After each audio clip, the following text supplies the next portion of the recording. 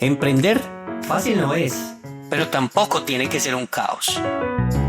Aquí te cuento lo bueno, lo malo y lo que nadie te dice sobre construir y hacer crecer un negocio. Casos reales, estrategias que funcionan, recomendaciones prácticas y herramientas accionables. Bienvenido al podcast Con Toda, donde hablamos de negocios, emprendimiento y tecnología. Que disfrutes el episodio.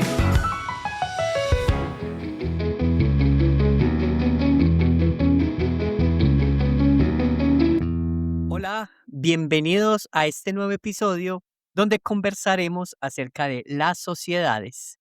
Hay errores empresariales que cuestan dinero y se recuperan, y hay otros que cuestan algo más caro: paz mental, energía, enfoque, años, los cuales difícilmente se recuperan. Elegir mal a un socio no siempre se nota el primer mes, a veces no se nota ni el primer año. Al principio todo parece entusiasmo, ideas, promesas, proyectos, vamos con toda. El problema es que un socio no es un proveedor, tampoco es un cliente, mucho menos es un empleado. Un socio es alguien que se mete contigo dentro del barco, y si el barco se inclina, se hunden juntos. Si el socio es el equivocado, no te hunde por una mala intención necesariamente. A veces te hunde por ingenuidad, por ego, por falta de carácter, por expectativas irreales o porque simplemente no encaja contigo cuando la vida y la empresa se pone difícil.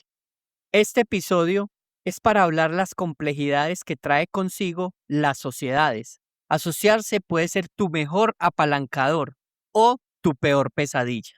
Y si vas a asociarte, más vale hacerlo con método, con señales claras y con acuerdos sólidos. Hoy vamos a responder estas 3 preguntas. Primero, ¿cómo saber si una sociedad tiene futuro o es una bomba de tiempo? Segundo, ¿cuáles son las alertas rojas que casi nadie toma en serio? Tercero, ¿qué test corto puedes hacer hoy para evaluar tu relación actual o decidir si de verdad necesitas un socio? Hay sociedades que funcionan muy bien y no es por casualidad. Funcionan porque hay complementariedad real. Las fortalezas de uno cubren las debilidades del otro y viceversa. Pero eso, por sí solo, no alcanza.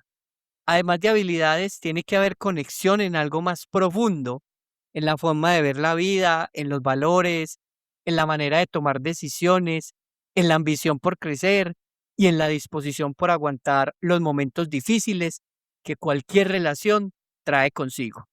Ojo, no se trata de ser iguales ni de pensar exactamente lo mismo. Se trata de entender qué tan compatibles son dos personas para caminar juntos durante años, construir algo desde cero y sostenerlo cuando las cosas no salen como se esperaban o como se planearon al principio. Cuando esta compatibilidad existe, la sociedad se vuelve un verdadero motor de crecimiento, pero cuando no está, la misma relación que parecía una ventaja al inicio se convierte en una fuente constante de tensión. Ahí es donde una sociedad deja de ser un impulsor y empieza a ser un peso difícil de cargar. Eso fue justamente lo que me tocó aprender en carne propia, y la historia que viene a continuación explica por qué elegir bien a un socio puede marcar completamente la diferencia entre escalar una empresa o pasar años tratando de sobrevivir. Imagínate esto, quiero que te sumerjas conmigo en esta historia. Llevaba unos años con mi empresa, no estaba en ceros, pero tampoco estaba sobrado. Había conseguido buenos clientes, estaba construyendo reputación, buenos resultados, tenía ciertamente construido un nombre como marca y estaba despegando. Tenía un método, sabía cómo se prestaba el servicio y tenía un entendimiento acorde al mercado para saber dónde podía penetrar mucho más. En ese punto, uno se siente más seguro y esa seguridad a veces hace que baje la guardia. En mi caso, más o menos a los 5 años de haber arrancado mi primera empresa, pasó algo que en el momento sonó como la oportunidad perfecta. Por dentro, cuando escuchaba, decía: se me apareció la Virgen. Teníamos un cliente importante, una empresa grande, y allí había una gerente comercial, una mujer con trayectoria, con presencia, con esa seguridad de alguien que lleva años moviéndose en el mercado y tiene un círculo de influencia cercano que puede de cierta forma persuadir y lo demuestra. Un día visitamos un gran cliente y lo fidelizamos, gracias a nuestro trabajo y el de ella como facilitadora del proceso. Fue una de esas visitas que sale bien, donde uno siente que hizo un buen trabajo, que dejó huella, que el cliente se encuentra satisfecho. Después de esa visita nos sentamos a tomar un café tranquilo, de esos donde uno baja la tensión del día y tiene una conversación más suelta. Y en medio de ese café, esta gerente me lanza la siguiente propuesta. Abramos una empresa nueva, servicios complementarios a los que tú ya vendes, en un nicho de mercado similar donde ella se desempeñaba como gerente, con una trayectoria de algo más de 20 años de experiencia, con buenas conexiones y un conocimiento detallado de cómo se mueve el mercado. La propuesta fue algo así como: yo me encargo de lo comercial, tú te encargas de lo técnico, o sea, cada uno tiene su propio conocimiento y método para desarrollar cada proceso de manera adecuada y lo administrativo lo resolvemos entre los dos. Su argumentación de la propuesta fue muy sólida. Con mi experiencia y mis conexiones, vender no va a ser un problema.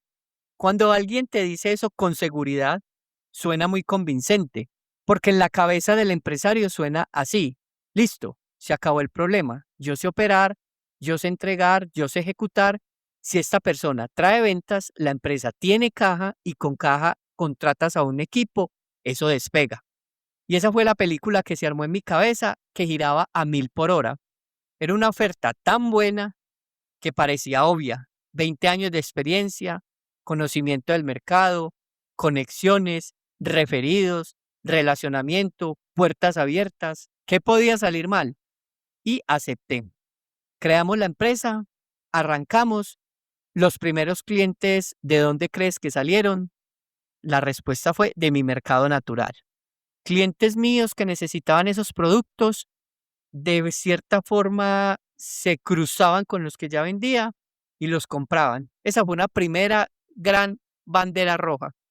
Al inicio uno dice, bueno, normal, estamos arrancando, ya llegarán los referidos, pero los referidos nunca llegaron, no llegaron al mes, no llegaron al semestre, no llegaron al año, y cada vez que nos sentamos a revisar, a hacer seguimiento del proyecto, volvíamos al mismo punto.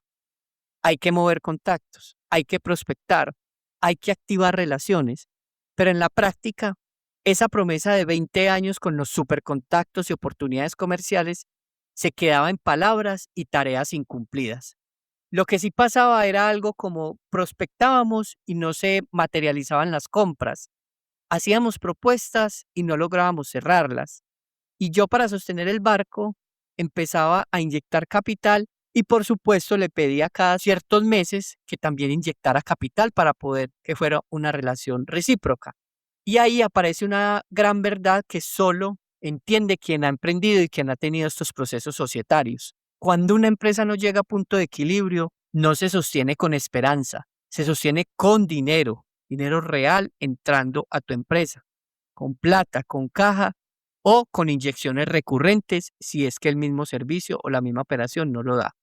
Pasaron 2 años, para no hacerte el cuento muy largo, 2 años sin llegar a punto de equilibrio, y aquí viene el giro duro de esta historia. Esta persona pues nunca había sido emprendedora, venía de ocupar un muy buen cargo durante mucho tiempo, nunca se había preparado para emprender, venía de un mundo donde vender es cumplir una meta y punto, donde tenía quincenalmente su salario, sus comisiones y demás beneficios que le otorgaban. Entonces, en su cabeza, si se vendía algo, eso era como: vendimos algo, eso es utilidad. Su sistema de pensamiento funcionaba algo así: vendimos, entonces hay ganancia. Pero el negocio estaba en pérdidas porque no llegábamos ni a punto de equilibrio. Se había sostenido por inyecciones recurrentes de capital, pero lo que entraba no alcanzaba a cubrir lo que salía. En una de esas reuniones algo tensionantes, porque no se veían resultados, la gerente que me había prometido en algún momento contactos y oportunidades ya no estaba dispuesta a realizar más inversiones, se había cansado. Finalizando el segundo año, iniciando el tercero de creación, salió con esta perla. Escúchela bien: debemos distribuir utilidades de las ventas que hemos realizado. Utilidades. Cuando la empresa daba pérdida, yo intento explicarlo con calma, Una cosa es vender, otra cosa es que el negocio sea rentable y otra cosa muy diferente es que exista una utilidad repartible a ese momento de la empresa. No lo entendió, no lo quiso entender, se enojó mucho. La comunicación a partir de ese momento se volvió tensa, pesada. Cada conversación parecía una discusión, cada reunión era un campo minado y pues esto desgasta no solo el negocio, sino que también desgasta la vida y la emoción de uno como emprendedor. Aún más porque como la socia nunca dejó de trabajar, la operación diaria la realizaba yo, entonces finalmente quien ponía la cara a proveedores, aliados, a una trabajadora que teníamos en esos momentos, era yo. Entonces, así era fácil decir qué hacer y qué no hacer desde la comodidad de una oficina y no desde la realidad del día a día de la empresa. Llegamos a estar casi un año sin operar, aprovechamos la renuncia de la única colaboradora que teníamos en su momento para simplemente mantener clientes que ya teníamos y mantener la empresa a flote con lo mínimo posible. En ese tiempo tenía la intención seria de cerrar de mi parte, no por falta de mercado, porque no le viera potencia a la empresa, sino por falta de una sociedad funcional que me permitiera a mí saber qué rumbo tomar. Al final, se acordó un precio bajo por la venta de sus acciones y así poder continuar. Lo más costoso no fue el dinero, al final el dinero pues se consigue y uno revisa qué puede hacer. Lo más costoso fue la tensión, el desgaste mental, la energía drenada, la relación humana deteriorada y los pensamientos rumiantes de todas las noches mirando a ver qué se podía hacer. En ese punto entendí algo muy valioso para mi vida como empresario y es que una relación proveedor-cliente puede funcionar de manera perfecta. De hecho, nuestra relación en ese esquema de cliente-proveedor era bien, se cumplía y la acompañaba en los diferentes retos. Pero eso no significa que como socios pudiéramos ser funcionales, porque en la relación proveedor-cliente se definen condiciones, entregas, cobros, tiempos de pago y demás. En cierta forma, se ponen límites, pero en la sociedad, si no hay una alineación profunda, todo se vuelve emocional, personal y pesado. Ese fue un error craso. Asociarme sin conocer a fondo cómo era esa persona cuando había presión, cuando había frustración, cuando había que esperar, cuando había que sostener pérdidas, cuando había que tomar decisiones incómodas. Y por eso hoy hago este episodio para contarte esta experiencia, pero también para que aprendas cómo sacarla adelante. Hay empresarios que están a punto de asociarse y creen que lo más importante es la idea o el mercado. Y esto es no y un rotundo no. Lo más importante es la persona y el tipo de relación que van a construir cuando las cosas no salgan como lo esperaban o como lo tienen planeado en un punto A. Vamos a volver toda esta información útil y específica. La idea de tener un socio seduce o es atractiva por tres razones muy reales. La primera, compartir la carga. No quiero hacerlo todo solo y es muy válido. La segunda, acelerar el crecimiento. Si juntamos fortalezas, escalamos más rápido. La tercera, acceso a recursos, contactos, capital, reputación, conocimiento y otra serie de herramientas que son muy importantes a la hora de arrancar un negocio. Todo esto es verdad cuando el socio es el correcto. El problema es que muchos se asocian por razones equivocadas. Algunas de esas razones por las cuales las personas eligen asociarse son las siguientes. La primera es por urgencia. Suele pasar cuando la empresa está contra el tiempo o la idea de negocio está contra el tiempo, contra la pared, se toma la decisión rápido sin evaluar a fondo, solo para salir del paso. El problema es que una mala sociedad no resuelve la urgencia, por el contrario, la agrava y la alarga. La segunda razón equivocada por la cual conseguir un socio es por soledad empresarial. Ocurre cuando el emprendedor se siente cargando todo solo y busca compañía más que complementariedad. Tener con quien desahogarse es importante, pero un socio no es un terapeuta ni un apoyo emocional. Es un compañero de decisiones duras y responsabilidades compartidas. La tercera razón equivocada es por necesidad de caja. es uno de los errores más costosos. Cuando el motor de la sociedad es el dinero, se suelen ceder acciones sin estructura, sin acuerdos claros y sin pensar en el largo plazo. La caja puede resolverse de otras formas. Una mala sociedad es mucho más difícil de deshacer. La cuarta razón equivocada es por miedo a crecer solos. Nace de la inseguridad, del pensamiento de yo no puedo con esto. El problema es que crecer acompañado sin criterio no garantiza crecimiento. A veces solo reparte el caos entre más personas. Y la última razón equivocada para asociarse es por enamoramiento de una persona. Es quizás el más común. Yo tengo contactos, yo vendo, yo conozco gente, yo te conecto. Las promesas suenan bien, pero no sostienen empresas.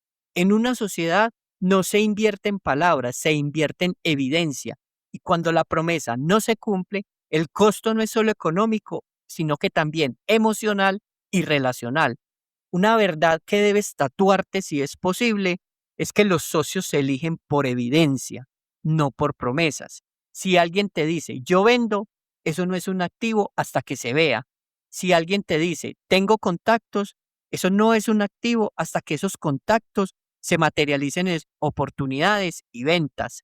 Si alguien te dice tengo experiencia, eso no es un activo hasta que esa experiencia se traduzca en resultados dentro de tu contexto. Vale aclarar que esta última razón por la cual no asociarse fue el error en el que yo incurrí en la historia que te conté. Ahora, ¿qué sí se debe evaluar de forma técnica antes de asociarse? Voy a darte una estructura muy práctica de 7 compatibilidades críticas para la escogencia de tu socio ideal. Si fallas en 2 o 3 de estas, la sociedad es una bomba de tiempo. Así que toma lápiz y papel o repite este episodio cuando vayas a hacer el ejercicio. Estas son las 7 compatibilidades críticas para la escogencia de tu socio ideal. La primera compatibilidad es la de valores. Esto es lo que no se negocia. No hablo de ser buena persona, hablo de decisiones reales. ¿Cómo maneja la verdad en momentos duros? ¿Qué hacen cuando cometen un error? ¿Cómo tratan a clientes cuando hay presión? ¿Qué tan éticos son con dinero, impuestos o acuerdos comerciales? ¿Cómo es su comportamiento cuando tienen ausencia de dinero? En una sociedad, los valores aparecen cuando nadie está mirando.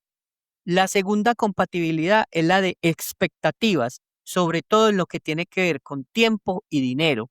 Este punto destruye sociedades. Aquí debes preguntarle al socio, ¿cuánto tiempo crees que se demorará el negocio en despegar? ¿Qué ingresos esperas en 6 meses, en 12, en 24?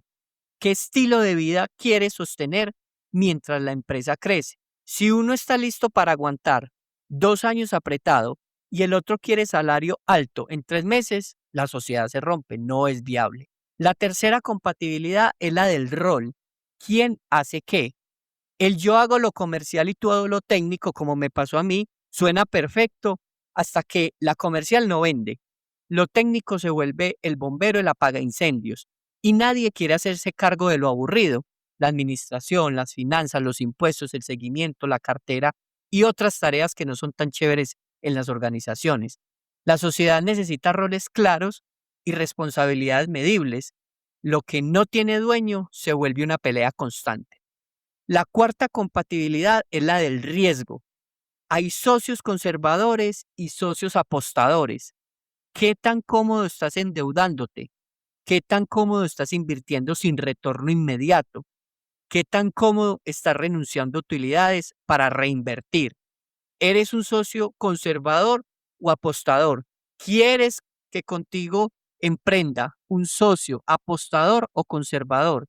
Si no hay alineación en esos dos conceptos, cada decisión financiera, tenlo por seguro que será un conflicto. La quinta compatibilidad es la de comunicación. Aquí no se trata de hablar bonito o mimado, es algo más serio. ¿Cómo se discute sin destruir? ¿Cómo se da retroalimentación o feedback? ¿Cómo manejan el conflicto? ¿Se pueden decir verdades sin volverse enemigos y conservar la amistad y la sociedad? Una sociedad sin capacidad de conversación difícil está condenada. La sexta compatibilidad es la operativa, disciplina y ejecución. Hay personas con ideas brillantes y cero ejecución. Evalúa temas sencillos como la puntualidad de las personas en la cita, el seguimiento, la capacidad de sostener hábitos, el cumplimiento de compromisos o tareas que se asignen ambos. Una empresa no crece por ideas, crece por consistencia y disciplina. Y la séptima compatibilidad es la del momento vital o la del momento de vida. Esto casi nadie lo mira y es súper importante. Esa persona con la que quieres emprender está emocionalmente estable, tiene una crisis personal grande en estos momentos, está en una etapa de la vida compatible con el ejercicio del emprendimiento, tiene respaldo para aguantar, respaldo familiar, económico y demás. Sus relaciones personales le permiten enfocarse al 100% en la empresa o tiene muchos distractores actuales en su momento de vida. Hay momentos en que alguien puede ser excelente profesional, pero no está en un momento para realizar una sociedad. Y eso no es malo, es simplemente hay que identificarlo y saber si estás dispuesto a lidiar con eso o no. Recuerda entonces la técnica de las 7 compatibilidades de un socio para que puedas evaluar la persona con la que estás soñando emprender. La compatibilidad de los no negociables, los valores. La segunda, la compatibilidad de expectativas, sobre todo lo que tiene que ver con tiempo y dinero. Lo tercero, la compatibilidad de quién hace qué. Lo cuarto, la compatibilidad del riesgo. Lo quinto, la compatibilidad de la comunicación. Lo sexto, la compatibilidad de disciplina y ejecución. Y lo séptimo, la compatibilidad del momento de vida. Ahora, un punto delicado que quiero decir con claridad es que mucha gente cree que la mejor sociedad es la de uno comercial y uno técnico, o uno comercial, uno técnico y uno administrativo. Eso puede que funcione si el comercial de verdad vende y si el técnico no se quema haciendo todo lo demás y lo que tiene que ver con la producción o la operación. Tener claro que la venta no es hablar con gente. La venta es un sistema sólido de prospección, oferta, seguimiento, cierre, postventa y referidos. Si el socio comercial no tiene evidencia de resultados sostenidos en su propio contexto, cuidado. Y aquí conecto con mi historia. La promesa era algo como tengo contactos. En la práctica, esos contactos no se movieron. Por eso, antes de firmar una sociedad, necesitas una regla de oro. Primero trabajar juntos y después asociarse. Te preguntarás, ¿cómo así?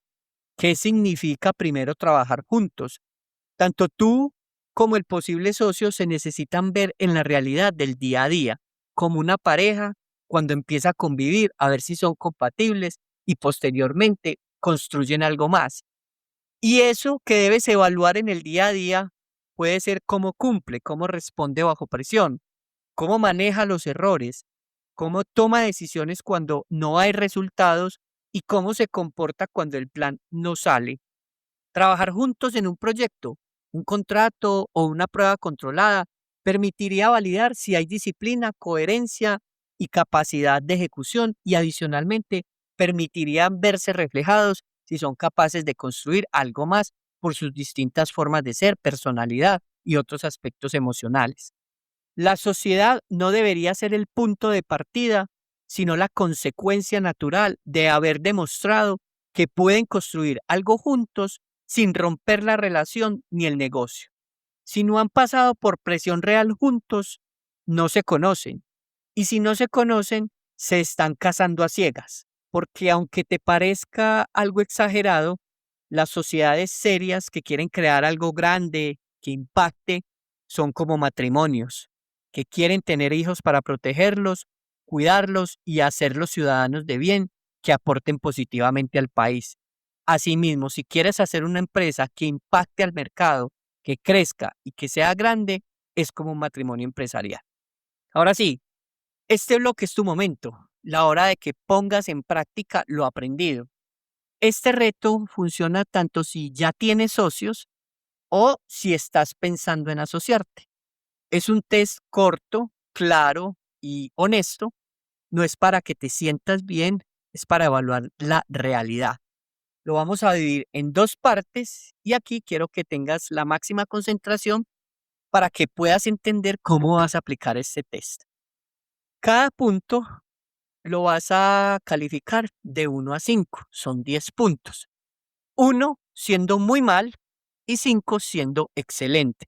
Saca una hoja de papel, abre la aplicación de notas de tu celular o simplemente hazlo en tu WhatsApp, donde quieras. Coloca el nombre del posible socio y califícalo con estos 10 puntos. Y luego sumas cada una de las preguntas, siendo 1, 5, entre 1, 2, 3, 4 y 5, ¿cuánto te dio? Entonces, las preguntas son las siguientes. La primera es confianza en decisiones de dinero. ¿Confías en que esa persona maneja el dinero con responsabilidad, sin impulso, sin trampa, sin fantasía? Califícalo de 1 a 5. La segunda, alineación de expectativas. ¿Están alineados en tiempos y en ingresos esperados? Califícalo de 1 a 5. La tercera, evidencia de ejecución. ¿Cumple lo que promete, hace seguimiento, sostiene hábitos, responde? Califícalo de 1 a 5. El cuarto punto, conversaciones difíciles. ¿Pueden tener una conversación incómoda sin que se vuelva ataque personal o silencio eterno? Califícalo de 1 a 5. El 5, rol claro y respeto por el rol. Cada uno tiene dueño y límites o terminan invadiéndose y culpándose el uno al otro. Califícalo de 1 a 5. Pregunta 6, capacidad real de aporte. El socio aporta algo que realmente mueve el negocio hoy. Ventas, operación, conocimiento, método, capital u otra herramienta que necesite. No promesas, aporte real que sea tangible. Califícalo de 1 a 5. La pregunta 7, el manejo de la frustración. ¿Cómo reacciona cuando algo sale mal? ¿Se hace cargo, aprende o busca culpables? Califícalo de 1 a 5. La pregunta 8, ética y coherencia. ¿Es consistente en lo que dice y hace? ¿O cambia según convenga o según lo que sea conveniencia para la situación de él? Califícalo de 1 a 5. La pregunta 9, compromiso con el crecimiento, no con el ego. ¿Le importa construir empresa o tener siempre la razón? Califícalo de 1 a 5. Y la pregunta 10, disposición a reinvertir y pensar a largo plazo. Entiende que al inicio muchas veces no hay utilidades repartibles y que hay que trabajar por un salario muchas veces más bajo de lo que te podrían pagar como profesional. Califícalo de 1 a 5. Listo, terminaste de calificar. Tienes tus 10 preguntas con las calificaciones. Ahora pon atención de qué significan los resultados y la interpretación. Tienes que tener claro que la máxima calificación, es decir, si las 10 preguntas se calificaron con 5 puntos, te daría un máximo de 50 puntos. Al contrario, si las preguntas todas las calificaste con la menor calificación, que es 1, el mínimo valor te daría 10 puntos. Por lo tanto, tu calificación debería oscilar entre 10 y 50. Si no es así, vuelve y revisa tus cálculos, por favor. Ahora, ¿cómo interpreto lo que me dio? Si te dio entre 40 y 50 puntos, estás en una zona verde. Es una sociedad con una buena base, no perfecta, pero construible. Si te dio un total de 30 a 39 puntos, estás en una zona amarilla. Si no haces acuerdos formales y conversaciones serias con tu potencial socio, hay un riesgo alto de que la sociedad no funcione. Y si te dio menos de 30, es una alerta roja. No es una sociedad, es una fuente de desgaste y te recomiendo que reevalúes la posibilidad de asociarse con esa persona. Ahora, ya pasando la parte 1, la parte 2 del reto es que te respondas sí o no a estas 4 preguntas. Este es un ejercicio para ti, ya muy personal, que debes hacerlo en la intimidad de tu propia mente. La primera pregunta para que respondas sí o no: ¿necesitas un socio por capacidad o por cansancio? ¿Sí o no? Segundo, ¿lo necesitas por estrategia o por urgencia económica? Pregúntate y respondes de sí o no. Tercero, ¿lo necesitas porque hay una brecha crítica que no puedes cubrir contratando? ¿Sí o no? Y lo cuarto, ¿has intentado resolverlo quizás con algún empleado tuyo, con un proveedor, con una alianza, con una empresa especializada en el tema que tengas antes de tener que repartir acciones o salir a venderlas a un socio? Respóndete si sí o no. Eso es clave. Un socio es el último recurso. nunca es el primero para resolver alguna de las situaciones que te acabo de mencionar. A veces lo que necesitas no es un socio, quizás es un buen líder comercial contratado, quizás es un proveedor externo, o tal vez un aliado por comisión, o de pronto una alianza temporal con una empresa especializada. Las acciones se reparten rápido, pero arreglar una sociedad mala es lentísimo. Y créeme que ya he pasado por eso. Si vas a asociarte, las 6 reglas prácticas para no repetir mi error son las siguientes. La regla número 1, prueba primero con un proyecto piloto de 3 a 6 meses. La regla número 2 es define roles por escrito con tareas y métricas. La regla número 3, acuerden política de dinero, reinversión, salarios, utilidades, punto de equilibrio.